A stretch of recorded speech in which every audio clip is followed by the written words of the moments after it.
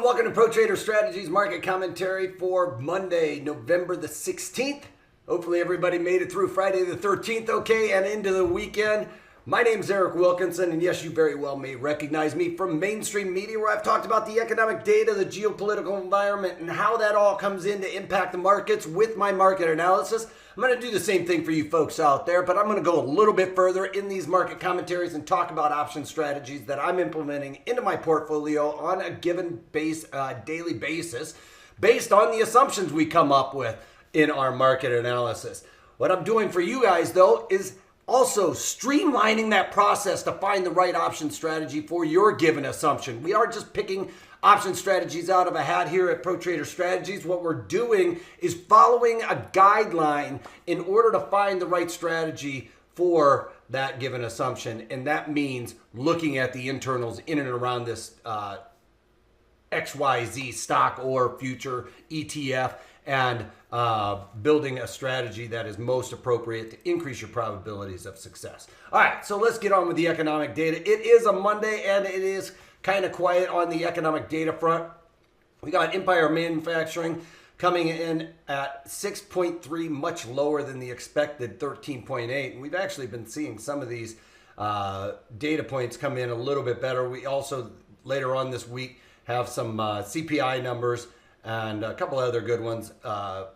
Existing homes are going to be something to keep an eye on as well. Business inventories, all of those things throughout this week. So we got some pretty decent data coming out this week to take a look at. All right, so on to the overall markets. Crude oil does not want to break below $40 a barrel. It is moving higher again today by about $1.39. Right there at the point of control, though, so there is some movement going on, but at the end of the day, we remain right there at that point of control, which is like a magnet. It's drawing the market. It's holding it there because that's where time and value has been spent over the last several months, almost the entire year for the most part, as you can see with this chart. We did break down a little bit on the COVID, but back into this $40 a barrel, that seems to be where it really wants to hold on to. And without manufacturing really starting to ramp up, we are going to see crude oil struggle to break out of this and, break above, say, even 45 or anything like that. It looks like it's pretty much going to be stuck in a rut right here at this $40 a barrel area. All right, bonds are coming off just a little bit, but for the most part, we're unchanged. We did get and settle above that 172 handle on Friday. So that was something I was expecting us to see a little bit more follow through today. It's not really looking that way at this point. It's pretty quiet and stuck in a range here. I will talk about my TLT here in a minute. Gold futures up about $8, $7.50 on the day. Again, I think gold futures could push to the upside, retest that 1923 area I've talked so much about. There is another round of stimulus coming, and that will weaken the dollar, ultimately giving gold a move to the upside. Dow Jones Industrial Average, if you look at the index, it has made a new all-time high, because remember, this high on the futures was done overnight, so that's not going to be taken into account when you look at the industrial Dow Jones Industrial Average. They're all going to be talking about it making a new high today, but the futures came up 2 ticks shy of that 3,000. The high was 29,998. I thought we were going to print it, but it did not make it there today. PENN. I don't know why I'm looking at PENN, but we'll do it. PENN, I pulled up just because I have those covered calls on there. I am looking to try and get out of those. I sold them for $1. I'm looking for 25 cents. It doesn't look that good. It's trading around 50 last I checked.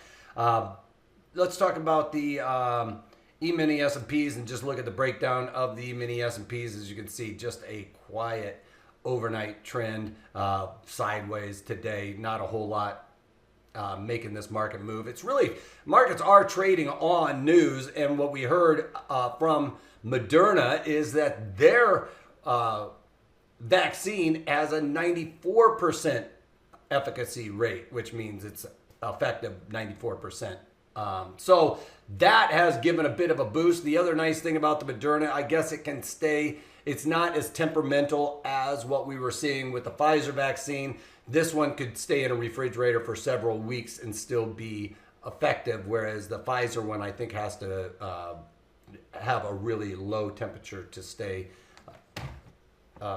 without losing, its strength or whatever. All right, the other thing that I did with TLT, covered this trade. If you guys remember, I put on the TLT trade for a bullish move, and I was able to cover these. I did it in the February because I'm trying to limit that theta decay, right? And we have super low volatility, which leads me to believe that when I have super low volatility, the premiums are super cheap, and that means I'm looking at buying an option strategy, right? Well, therefore, I want to limit that theta decay and go out in time, and I did the February, bought the 158 calls in there. It was last week, right when we got that pop. I felt like when we tested this value area low here, that was the time to get involved, and we caught it on the pop, trading up to 158. As you can see right now, it's in the money. Well, that's one of the triggers that makes me want to cover this trade, right? Yes, we were into the 158 handle as well on Friday. We started seeing that really start to sell off. I wasn't able to get to my price point. I was looking at $5.20 on Friday. Today, I decided to cover that trade for that 50% increase in the underlying, which is one of those rules that we look at when we're trading this. It comes up, hits that short strike, or that long strike, that's where we're looking to cover that because we've beaten the probabilities. Also, we've gotten that 50% increase in the premiums, which is a go. And if you remember, I did these Feb 158 calls in there. I bought for $3.15. I got out for $4.50. Now, yes, you could split hairs and say it's not quite 50% increase in your premiums. Well, at the end of the day, it's close enough for government work, and covered those trades there for a winner. I'm not going to continue to try and ride that out. I do believe that bonds are moving to the upside. I think that interest rates are creeping up a little bit faster than they probably should be, and that's why I ended up taking advantage of that trade there. And that's about it. Other than that PENN, I'm trying to get out as well on my covered calls. If you guys remember, I've been long since around $4.50. I've lowered the overall cost basis on that quite a bit. I'm looking to do that again with some covered calls at the 90 call strike.